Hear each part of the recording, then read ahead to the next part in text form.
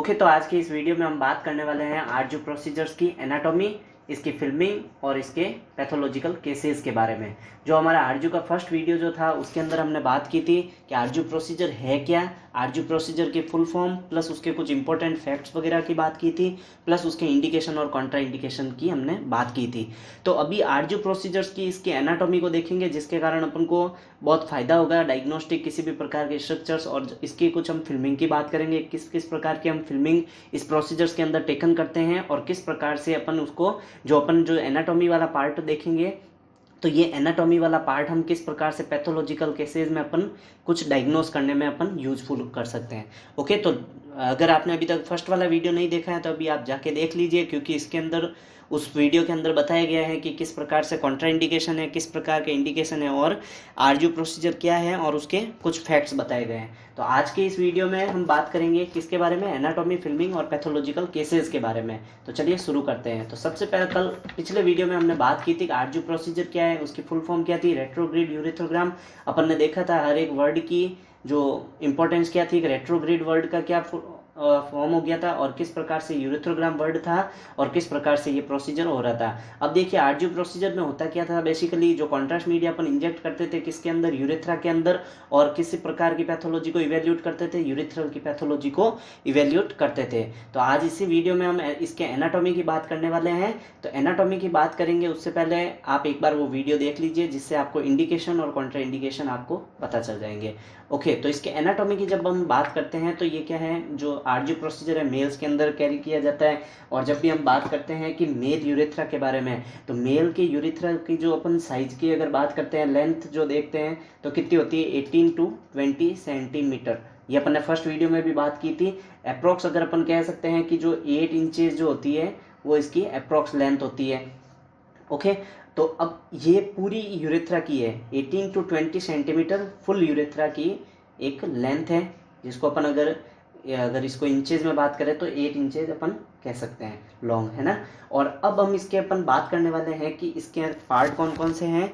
तो अपन देखते हैं कि इसके अंदर जो पार्ट दिखा रखा है, पिनाइल हो गया, मेम्ब्रेनस हो गया, प्रोस्टेटिक हो गया, और ये ब्लेडर वाले पार्ट हैं, ये यूरेथ्रा के नहीं बल्कि यूरेथ्रा के यूरिनरी सिस्टम के पार्ट हैं। तो अपन ने एक इंटरेस्टिंग फैक्ट ये भी देखा था कि ये जो यूरेथ्रा वाला पार्ट है वो एसोसिएटेड है कौन से, अपन ह्यूमन बॉडी के 2 सिस्टम से, है ना। 2 सिस्टम यहाँ पे एसोसिएटेड है। कौन कौन सा, फर्स्ट हो गया था यूरिनरी सिस्टम, और सेकंड अपन देख रहे थे रिप्रोडक्टिव, है ना, रिप्रोडक्शन।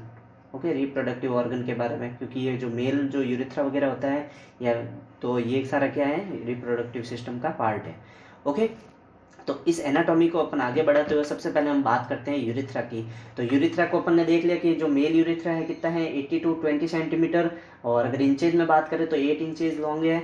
तो अब देखिए यूरेथ्रा क्या ओरिजिनेटेड, यानी वो कहाँ से उसका उद्गम होता है। जो अपने यूरिनरी सिस्टम के अंदर जो आईवीपी वाले प्रोसीजर्स वगैरह देखे थे, जिसके अंदर ब्लेडर देखा था, तो ब्लेडर के जस्ट नीचे से पार्ट से शुरू हो जाता है अपना कौन सा पार्ट, यूरेथ्रा वाला पार्ट स्टार्ट हो जाता है। तो ये मेल के यूरेथ्रा की बात करेंगे, इसकी साइज जो होगी 20 सेंटीमीटर, अप्रॉक्स 18 to 20 अपन कह सकते हैं। तो अब देखिए जो ये ब्लेडर वाला पार्ट है, ये ब्लेडर पार्ट, और ये कहाँ से ओरिजिनेटेड हो रहा है, नेक ऑफ ब्लेडर, जो ये ब्लेडर की नेक है वहाँ से इसका ओरिजिनेटेड हुआ है। और ये कहाँ जाके खत्म हो रही है, इसका एंडेड कहाँ है, जो अपन यूरेथ्रल मिएटस कह सकते हैं या फिर ओपनिंग ऑफ द यूरेथ्रा। तो यूरेथ्रा की ओपनिंग कहाँ होती है, जहाँ से अपन मिक्चुरेट हो रहा है, यानी यूरिन बन के, या यूरिन को बाकी वाला पूरा यूरेथ्रा क्या कर रहा है, एक पासेज वे दे रहा है किसको, यूरिन को, और जो ये ओपनिंग वाला पार्ट है यहाँ से क्या हो रहा है, मिक्चुरेट हो रहा है। ओके, तो अब देखिए यूरेथ्रा क्या है। यूरेथ्रा जो है अपन ने बात कर दी कि भाई मेल का जो ऑर्गन है,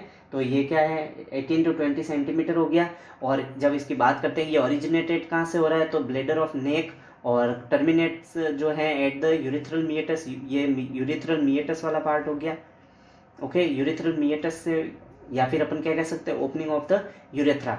ओके, तो ये यूरेथ्रा की अपन ने एनाटॉमी चीज हो गई। और जब हम बात करते हैं कि इसके पार्ट्स के बारे में, तो यूरेथ्रा के अंदर जो पार्ट्स दे रखे हैं, जैसे इस प्रकार से ये यूरेथ्रा, ये है, ये अब यूरेथ्रा के अंदर अपन ने क्या कर रखा है, इसको पार्ट में डिवाइड कर रखा है।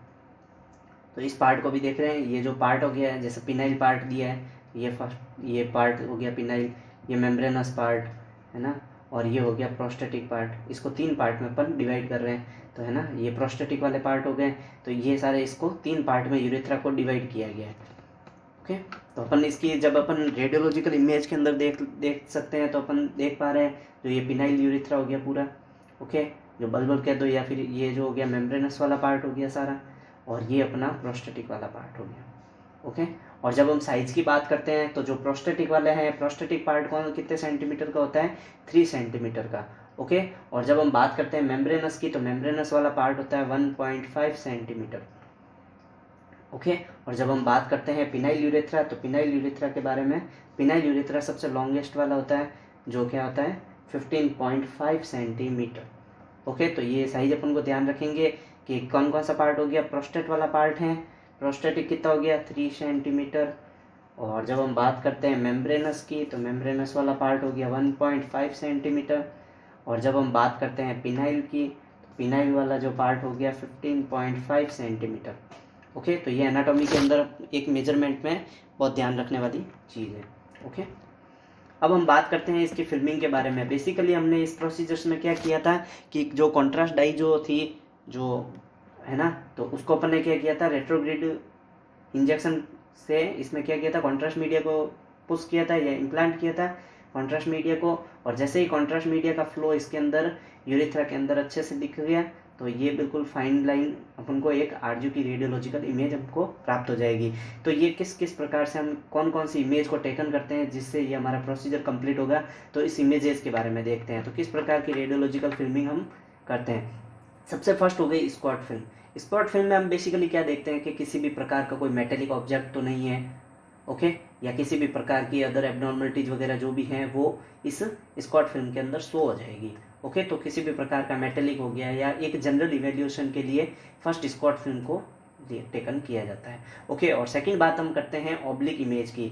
तो ऑब्लिक इमेज जो है क्या है कि ये जब भी हम ऑब्लिक लेते हैं, ऑब्लिक यानी कि 45 डिग्री के अंदर पेशेंट को टिल्ट करना है, वो ऑब्लिक इमेज अपन राइट साइड ऑब्लिक भी हो सकता है और लेफ्ट साइड ऑब्लिक भी ले सकते हैं इमेज। तो अपन देखिए, जैसे तो अभी जो हम ऑब्लिक वाली जो ले रहे हैं, यानी 45 पेशेंट को कितना कितना टिल्ट करेंगे, 45 डिग्री टिल्ट करेंगे। तो जब भी अपन ऑब्लिक इमेज जब लेंगे, तो उसमें ध्यान रखने वाली बात क्या है कि जब अपन पेशेंट को टिल्ट करवाते हैं, तब क्या होगा कि पेशेंट का जो बॉटम नी जो होगा, बॉटम नी यानी बोले जो टेबल के टच में रह रहा है जो नी, उसको हम 90 डिग्री फ्लेक्स करेंगे। और जो अपर वाला जो पार्ट होता है, जो टॉप वाला लेग होगा, उसको अपन क्या करेंगे, स्ट्रेट रखेंगे। जब भी ऑब्लिक फिल्म लेंगे तब ये चीज़ ध्यान रखने वाली है। कौन सा पार्ट, जो बॉटम वाला पार्ट है, बॉटम वाला पार्ट उसको करेंगे 90 डिग्री फ्लेक्स।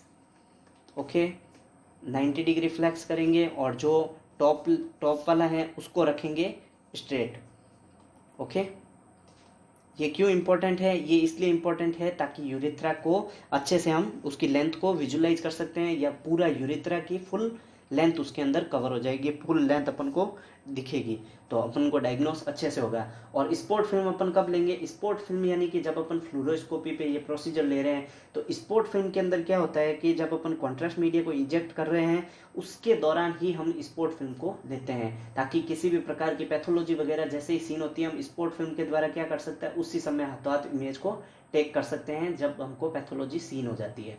ओके, तो किस किस प्रकार की हमने फिल्मिंग ली है, स्कॉट फिल्म हो गई जनरल इवेल्यूशन के लिए, किसी भी प्रकार का मेटेलिक वगैरह तो नहीं है, ऑर्नामेंट वगैरह तो। और सेकंड जो हम इमेज ले रहे हैं कौन सी हो गई, ऑब्लिक इमेज ले रहे हैं। जो ऑब्लिक कौन सी हो सकती है, राइट और लेफ्ट हो सकती है। ऑब्लिक में अपन को ध्यान क्या देना है, जब भी ऑब्लिक वाली जो लेंगे तो उसमें बॉटम जो वाला लेग होगा उसको कितना करना है, 90 डिग्री फ्लेक्स, और जो टॉप वाला जो लेग है उसको क्या करेंगे, बिल्कुल स्ट्रेट। ओके, तब क्या, ये किस लिए इंपॉर्टेंट है, ये इंपॉर्टेंट इसलिए ताकि यूरेथ्रा को अच्छे से इवेल्यूट और उसकी फुल लेंथ दिख सके।